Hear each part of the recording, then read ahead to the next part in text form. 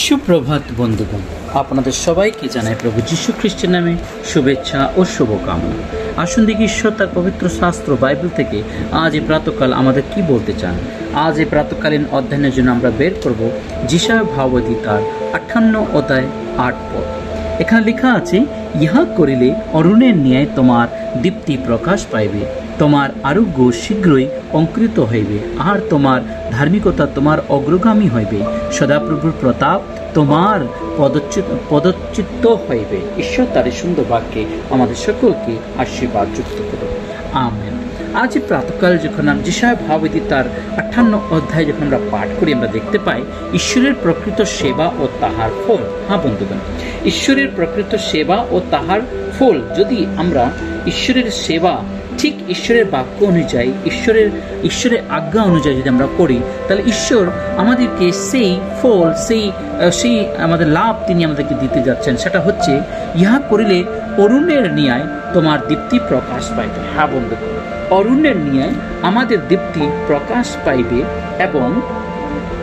এবং তোমার আরোগ্য শীঘ্রই অঙ্কুরিত হইবে। হ্যাঁ, ইহা বলছে আমার আরোগ্য শীঘ্রই অঙ্কুরিত হবে। অঙ্কুরিত শব্দের অর্থ হচ্ছে, যদি কোনো বীজ আমরা যদি কোথাও রোপণ করি, তো সেখানে সেটা যে বীজ যখন সেটা অঙ্কুরিত হয় এবং সেই অঙ্কুরের পরে সেটা একটা গাছে বা একটা বৃক্ষে সেটা পরিণত হয়, ঠিক তদ্রূপ আত্মিক জীবন, ঈশ্বরীয় জীবন, সুস্থতার জীবন এর বিষয়ে এখানে বলা হচ্ছে। যদি আমাদের কোনো রকমের আরোগ্য থাকে, কোনো ধরনের রোগ বিধিতে যদি আমরা জীবনযাপন করি, তাহলে ঈশ্বর তিনি আমাদেরকে সেখান থেকে অঙ্কুরিত করবে। তার অর্থ তিনি আমাদেরকে সেখান থেকে সুস্থ করবেন।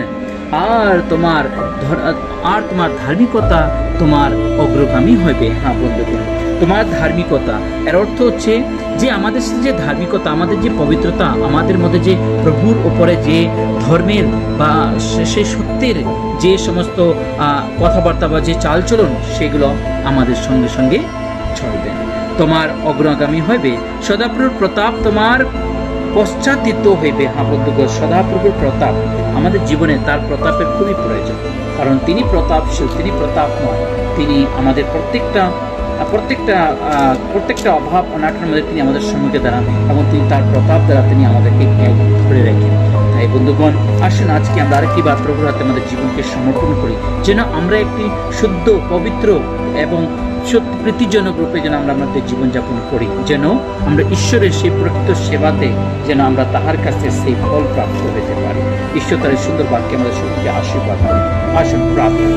পবিত্র বাহিনীর সদাপ্রভু, তোমায় মহানভাবে ধন্যবাদ করি আজকে সুন্দর পবিত্র প্রাতকালের জন্য। আজ প্রাতকাল থেকে নিয়ে সারাদিন তোমাদের সঙ্গে সঙ্গে থেকে সমস্ত অমঙ্গল দিয়াবল আত্মরক্ষা করো। তোমার পবিত্র আত্মা দ্বারা তোমাদের পরিচালনা করো। প্রত্যেকটা পাপ, অন্যায়, অপরাধ করো তোমাদের ক্ষমা। এই ক্ষুদ্র প্রার্থনা ত্রাণকর্তা মুক্তিদাতা প্রভু যীশু তোমার পবিত্র নামে চাই।